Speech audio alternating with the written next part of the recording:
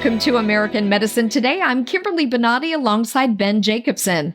We have an exciting show lined up. Let's get started. Men on average die years earlier than women worldwide. Now, this is known as the lifespan gender gap. But what are the reasons? Well, here to discuss is Edward Bartlett, president of the Domestic Abuse and Violence International Alliance, known as DAVIA. Welcome to the show, Edward. Great to see you, Kimberly. If you can explain why men have shorter life expectancies across nearly every country. Well, it turns out, Kimberly, that's not quite true. So let's start with Nigeria. Okay. In Nigeria, it's called the lifespan gender gap. The lifespan gender gap is actually less than 1 year. It's 0.6 years in Nigeria. Okay. Now let's hop on a plane and go to Russia. In Russia, it's a 12-year lifespan gender gap. So I think the broader point we're making here is this is not biology. There's something else at work, or several factors at work, which explains this nearly 12-year difference between Nigeria and Russia. Does that have anything to do with the overall life expectancy between those two places? Exactly, yes, because I don't know the exact numbers in those two countries, but it's often helpful to compare male life expectancy and female, because that kind of controls for a number of other factors at the same time. In the United States, I believe it's 76 years for men and 81 years for females, but don't quote me too vigorously on that. Why do you think that is? Is that because women tend to seek out medical treatment if they're not feeling well and they really have to push their husbands, but they're like, we'll just soldier through whatever pains they're having? Yeah, that's a more important and I'll admit more difficult question than the question about the lifespan gender gap. So we know that in general, both men and women, that lifestyle accounts for about 50% of a person's health status, okay? In the United States, there's been a dramatic decrease in, for example, smoking rates. It's gone down radically in the last 40 to 50 years, but it's not just that. For example, let's look at occupational injuries. We know that 92% of all occupational deaths occur to men. So that's really not a lifestyle factor. It's because they're engaged in employment situations like logging or plumbing or construction that places them at much greater risk of death. We're going to take a quick break. We'll be right back with Edward Bartlett after this. You are watching American Medicine Today. Revolutionary in his field, Dr. Bonati created, perfected, and patented the Bonati Spine procedures. Using his genius, Bonati invented the precise tools necessary to minimize surgery, scarring, anesthesia, and recovery. So successful are the Bonati Spine procedures, they consistently reflect 98.75% patient satisfaction. 80,000 procedures have been performed exclusively at our location. Nearly half our patients have suffered from failed back and neck surgeries at other facilities. Bonati succeeds where others fail. Welcome back to American Medicine Today. We're continuing our discussion with Edward Bartlett. Way back in the, caveman days, I guess, is it built into our biology to think that, the men would be out the hunters and more gatherers back then? They would be out susceptible to the gathering, maybe get taken out by that saber tooth, where the female in the cave was genetically engineered to stick around longer to raise the young. It's sort of like they have a purpose beyond, like, the male's purpose is sort of, finished after he does what he does, whereas the female is supposed to stick around. Is that part of it? Well, I agree with the basic premise of your question, that there are innate differences between men and women. Are men more likely or more willing to do risky activities? Well, I'll tell you, this is not a scientific answer. It's my intuitive answer, which is yes. I think that men are willing to do more risky things. So yeah, that's part of the equation. But that said, that doesn't mean that we shouldn't have programs to educate men about those risks. And let me give you an example. And this is actually an example from Ireland, which has the lifespan gender gap there is about 6 years. The Irish government developed a program specifically directed at men, especially high-risk men, and they realized that Irish farmers were at high risk of premature death. So they mounted, and this is kind of a no-brainer thing, but they mounted a program to reach out to Irish farmers and encourage them to see their GP, general practitioner, more often. Guess what? It worked. It did reduce the actual lifespan gender gap. Are you saying that we have more control over this than we're giving ourselves? I think you're actually making an excellent point that indeed we do have greater control over this. Let me give you another example. In this country, they mounted a suicide prevention program, and this was very recently.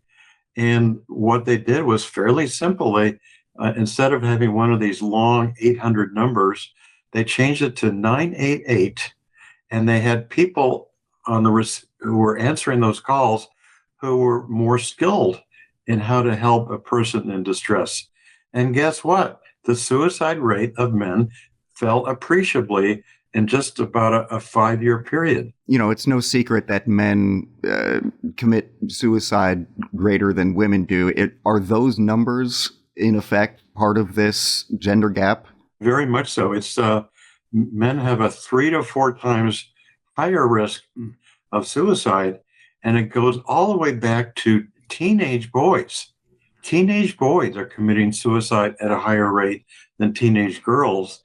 And I'll tell you a personal story. I was doing I live in the state of Maryland, and I was doing some lobbying in Annapolis for a men's health bill. 2 or 3 staffers volunteered to me. They said, oh yeah, in my district, we've had a problem with teenage boys committing suicide. So we're really concerned about this. I think it's just giving them the tools that they need and showing that you care. Which brings me to my next question. Can you delve into and tell us more about what DAVIA is and where people can learn more? Absolutely. So DAVIA stands for the Domestic Abuse and Violence International Alliance, DAVIA for short. DAVIA is an international group, as suggested by its name. And DAVIA is dealing with one of these very nasty stereotypes, and it's related to domestic violence. You've probably heard the stereotype that, domestic violence is only about abusive men beating up their wives. Ain't true. It turns out, according to the U.S. Centers for Disease Control, this is a 50-50 problem.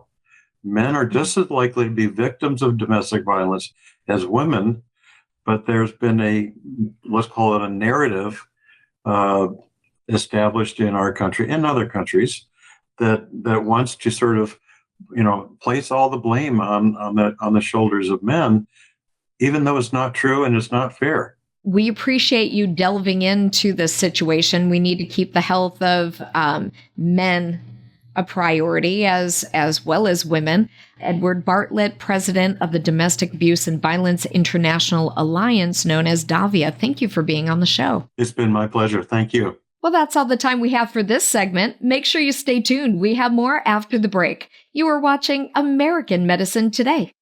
I lived on a small island in the middle of Lake Michigan, a woodcutting incident, in extreme pain. I couldn't get out of bed for probably 3 days. Picking my arm up over my head would cause sharp pain, a dramatic loss in different areas of muscle mass. The pain in my back was so bad that when I was referred to the Bonati Institute, it was seamless. The change was immediate.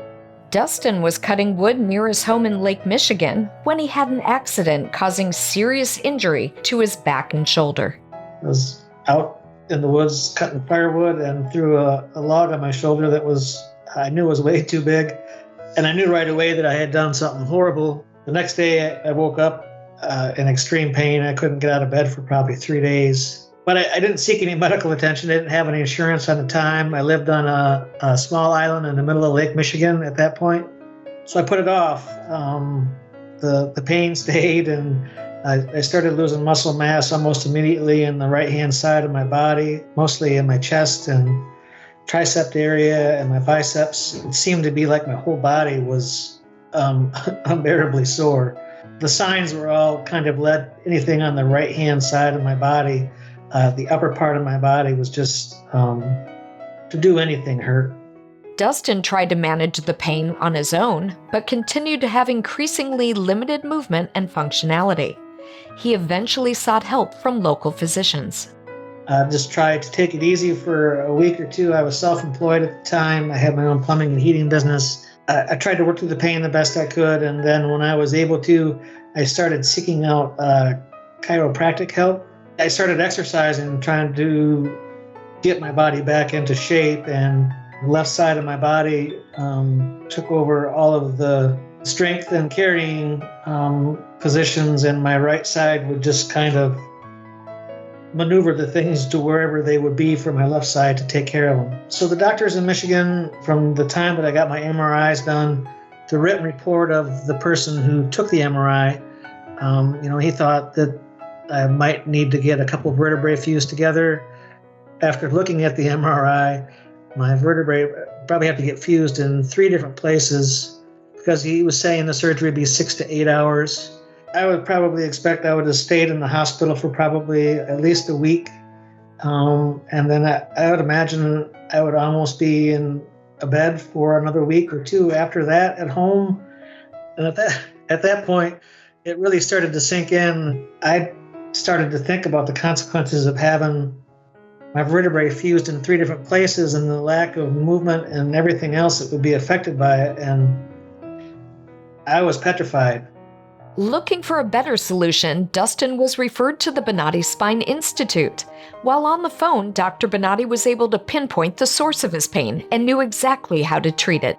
When I got referred to Bonati Institute, it was seamless. I made 1 phone call. They had me send in my MRI. Dr. Bonati called me, pretty much described the issues I was having without me even having to say them to him. I was scheduled within a month to come to the facility. Within 4 hours, I was having the first surgery and noticed immediate relief of pain and comfort from that surgery. And then the 2 following days, had a surgery each day, and the change was immediate. The targeted Bonati spine procedures are minimally invasive, allowing for fast recovery. This enables the patient to return to work and normal life activities in days, rather than weeks or months, as with traditional back surgeries.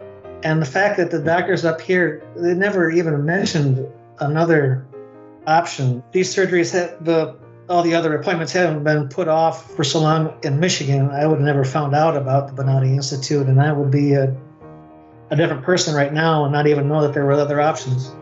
How terrible my life would be right now to not be able to look from side to side or up and down or be restricted in those movements, at least for sure. I have complete range of motion in my neck more than before when I had the surgery, and I can't explain how much it means to have that freedom. To see more stories of recovery just like this, search for the Bonati Spine Institute on YouTube, Rumble, Apple's App Store, Google's Play Store, Roku, and Amazon's Fire TV.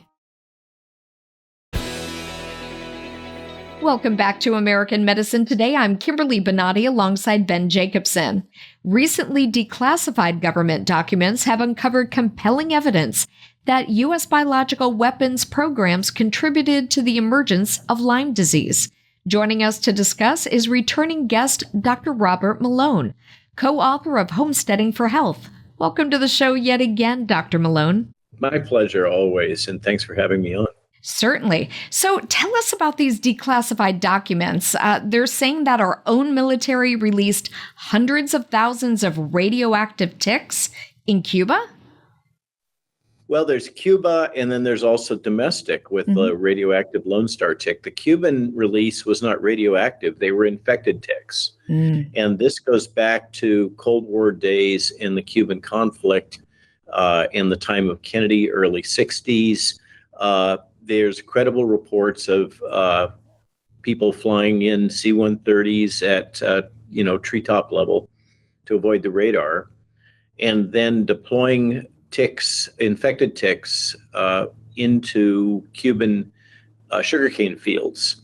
And so this was a CIA program, apparently, per the various reports, that sought to use arthropods, ticks, as a way to incapacitate Cuban sugarcane harvesters. And it was really, I think what matters there is that it's an illustration of a culture that felt at the time that it was acceptable to deploy insect vectors into areas of conflict as a strategy of war, as a way to surreptitiously undermine other regimes and to cause harm to our opponents. These specific ticks, they were also released in Virginia as well. Is that correct? So these are different ticks, and that is a separate disclosure. I think much of this documentation can be found at the CIA reading room, something that your listeners may that are interested in trying to follow these leads. I recommend to them seeking out the CIA reading room. You'll find all kinds of things that you probably didn't want to know. The disclosures that have been declassified was that in the later 60s, as I recall, there was an experiment having to do with how ticks spread geographically, in which ticks were, these are Lone Star ticks, were radio labeled. So they were tagged with radioisotopes so they can be easily tracked with a Geiger counter, and then released into Virginia, like the area around where I live here. And then the Geiger counter was used to track them because normally ticks aren't radioactive. And so this documented that these radioactive ticks, about 300,000 were released, were shown to spread north of the Mason-Dixon line, where Lone Star ticks were not previously found. Speaking of spreading things with intention and kind of seeing how it goes, well, so we live in Florida, and, do you remember years ago there was this Zika scare with mosquitoes, and we traveled to the University of Southern Florida, and went to the Zika lab, where they were engineering mosquitoes to then release into the population that would then alter the current mosquitoes out there. Is something like that? Is something like manipulating the fruit flies in California? Are these really what they say they are to the public? Or are these really just tests to see what these bugs will do and what kind of, if not pathogens, what kind of bacteria they can spread or not? Or what is this? Well, so what you're touching on, the polite term is dual function research. And of course, that's what was done at the Wuhan Institute of Virology and these Ukrainian biolabs and many other sites, including apparently the Rocky Mountain labs. Now you're talking about the mosquitoes. And there have also been investigations or research into engineered ticks for this same basic purpose. And there's two general categories of strategies that are used. One is called gene drive, which is a genetic manipulation that is designed to spread throughout a species and destroy its ability to reproduce. But I think we have to be careful to draw a line of what they have done, what's been documented, versus what some people, let's say, hypothesize they might be doing. And I can't prove what they might be doing. I can only talk about what we know they have done. Okay, so when you're talking about what they have done, you see online and you can attest whether you've heard about it or if it's just, another theory out there. But there was something to do with meat and causing sensitivity to ticks. Yes. So alpha-gal syndrome is what you're referring to. And there have been a variety of, let's call them individuals or influencers, or we could stretch the definition of scientists, or bioethicists. There, for instance, there's a notorious paper from two very woke bioethicists at a major university that assert that promotion of alpha-gal syndrome to cause the general population to eat less meat would be in society's best interest because, of course, climate change. So to look a little deeper into that and to the thesis that ticks are causing alpha-gal syndrome, that kind of doesn't hold water either. Ticks have been around for a long time. Alpha-gal syndrome has only been recognized the last few years. Alpha-gal syndrome has to do with apparently people getting exposed, or this is another correlation versus causation. People reporting alpha-gal syndrome symptoms, which overlaps with many other chronic inflammatory diseases, that are causing them to experience a hypersensitivity allergic reaction to meat. So that's the symptom. They break out in hives a few hours after they have a steak. And so the kind of the knee-jerk response to the press has been this oversimplified narrative that ticks are causing this. Tell us about your book, Homesteading for Health. Thank you very much. So Homesteading for Health ships from Amazon in the first week of August. It's the primary author was my wife, Dr. Jill Glasspool Malone. I'm the secondary author on that. And our readership really loves her essays about homesteading. And so the first third is autobiographical. The middle part is a lot of, lessons learned, really practical things about animal husbandry, different types of animals.